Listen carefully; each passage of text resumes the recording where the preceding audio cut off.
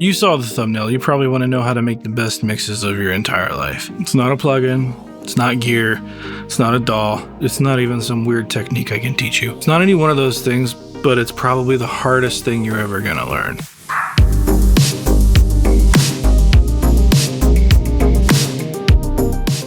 So if you want to do mixing, mastering, tracking, working with bands or artists, if you want to do this as a career, you're going to learn things along the way as far as mixing, mastering goes. You're going to figure out your own tricks. You're going to learn the rules. You're going to learn to break those rules. You'll figure out really bad advice. You'll work for it way too long until you figure out it was bad advice, and then kind of make your own systems and protocol and for what works for your own workflow. Because one of the things you're going to figure out is workflow is everything. There's no one trick that works for anybody. There's no one best mic. There's no one best plugin. There's no ultimate way to do something. There are 100 different ways to do it, but what works for you? What keeps you in a creative flow state? What keeps you focused on the project and focused on what the artist really wants? That's the entire thing. This is the only trick that will get you to making some of the best mixes of your life. And it doesn't come from anything over here behind me. It's from learning to take criticism. No, God! No, God, please, no! No! No!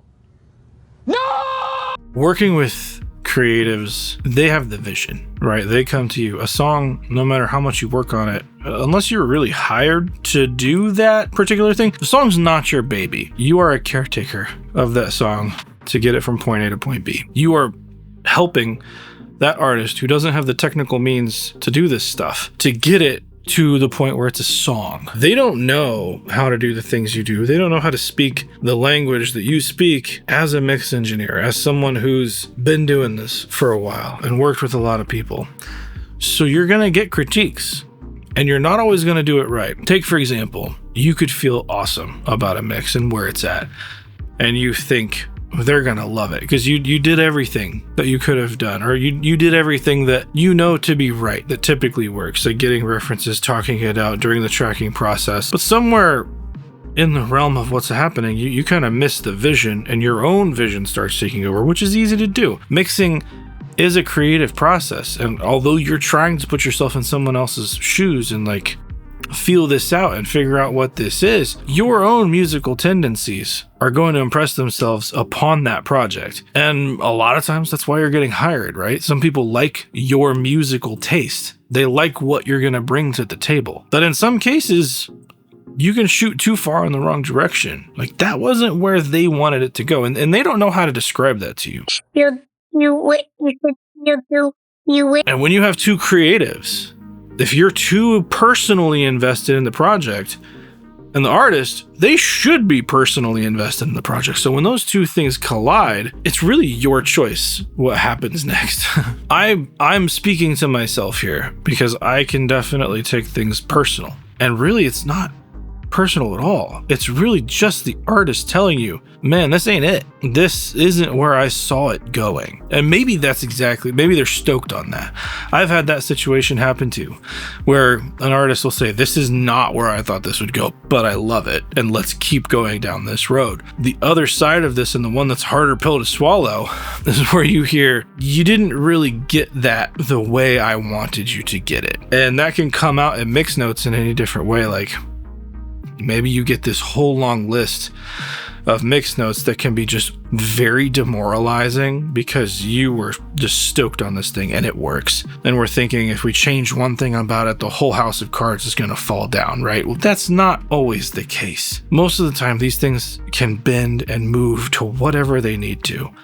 And you'll find a lot of times the artists having that vision, they can take you to places that you didn't think you could go. As a producer or mixer engineer, you can think you're good, but really you're only as good as your client's ears are. There are those clients who will come along, and you want these clients who will push you to get better and to push you to see things in your workflow that maybe there are some lacking spots. And sometimes it's not the clients you would expect. Working with some labels and some big names, like sometimes, boom, accepted, perfect, let's go. And you have to remember, some of that is because they're on a timeline. So you better have put out your good work, because they're not necessarily going to be the judge, because a lot of times A&R reps aren't really the best judge anyway, or A&R or management. The people who are going to judge are the end listener, and you better have done your homework up to that point. But a lot of times it's the independent, who they are their only cheerleader. Without them backing up their own stuff, nobody else does. So they are extraordinarily passionate about what they want. And sometimes they're just excited to be in a studio, but sometimes they have a vision, very clear on where they want to go. And you have to be able to take that criticism and to not take it personally, because ultimately it's not yours.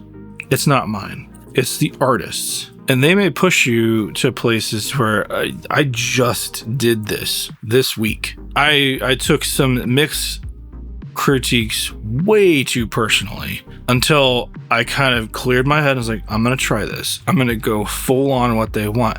And they were absolutely right. It was better. It worked better.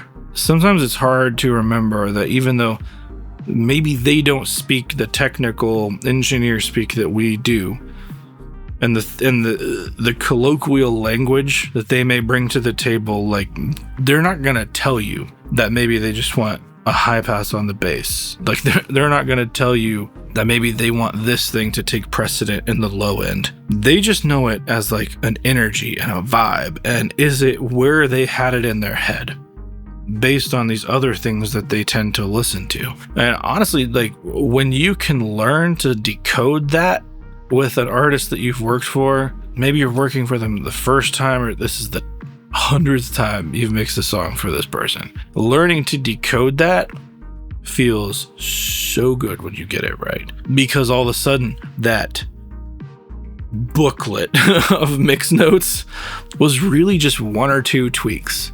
If you can sit down with a clear head, take a look at what they want and what they're trying to tell you that they want. And they don't know exactly how to say it, but our job, hone in, put yourself in their shoes. They're not feeling it. Okay, here's the complaints that they're giving me. I bet I could achieve that with this.